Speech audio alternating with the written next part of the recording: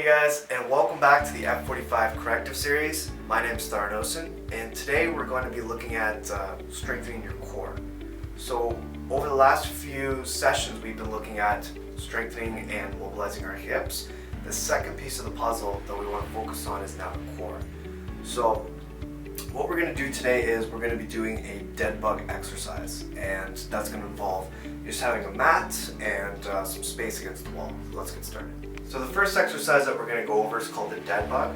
I use this a lot in clinic. There are plenty of variations, but this is the one I usually like to use.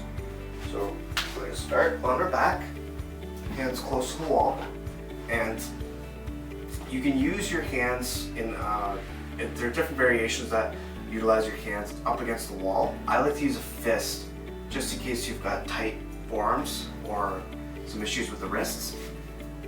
So we're going to start in this position here. You want 90 degrees at the elbows, 90 degrees at the shoulders. Both sides here. And what you're going to do is you're going to do just a gentle push. So a gentle push into the wall. And what that's going to do is turn on your scapular stabilizers. The second thing I want to make sure you guys are doing is making sure you keep your chin tucked. So a lot of times when we do exercises like this, we have our head off the floor, we're using our neck overusing our superficial neck stabilizers too much.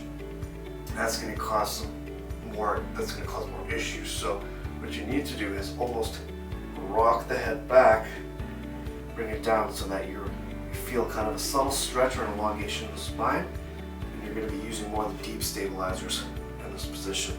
So we're engaged here, so it'll force to the wall, and we're ready to lift the legs up.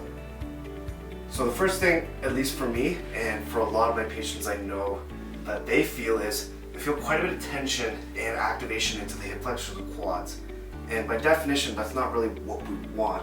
What we want is we want to feel that more into our abs, and specifically all the way around. So remember that our abs are a full casing effect, so it's not just the six pack, it's the deep stabilizers that are also contributing to the abdominals as well, the deeper abdominals. So how we're going to fix that is we're going to perform what's called a pelvic tilt.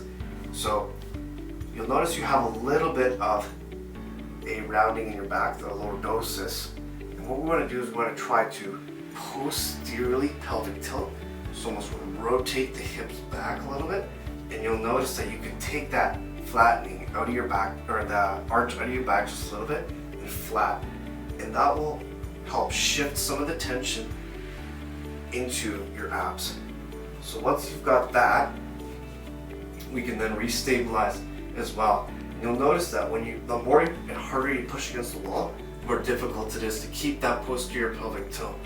So you're able to challenge yourself as little or as much as you want. So even in this position, when you're pushing against the wall, this is challenging to keep that posterior pelvic tilt.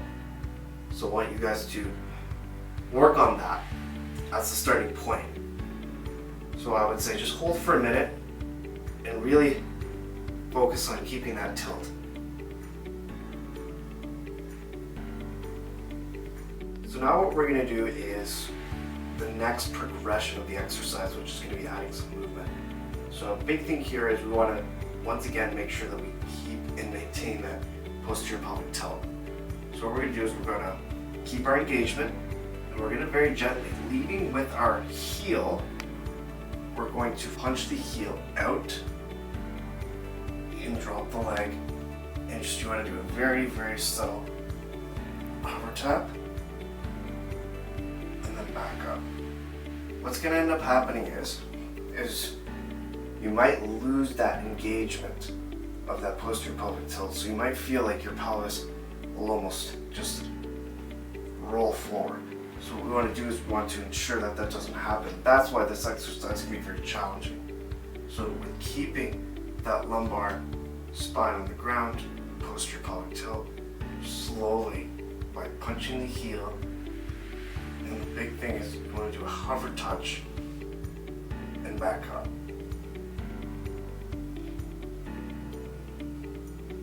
And switch sides.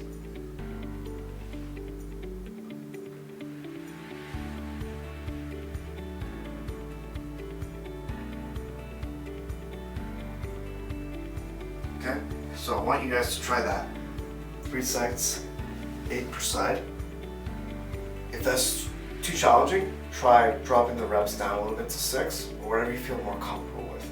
But once again, the big thing is, and especially for me, I feel it right away, is when I'm bringing my legs down, my pelvis and back almost want to lift up. So it's maintaining that posterior pelvic tilt that's going to help keep everything locked in place, and what's going to make it the most challenging for you as well. Thanks so much, guys, for joining me on today's session. If you want to get in contact with me, if you have a question or anything, or you want me to go over something for you, you can contact me through Instagram. My Instagram handle is in the description below, or you can comment on one of the YouTube videos as well. Thanks so much, guys, and see you next week.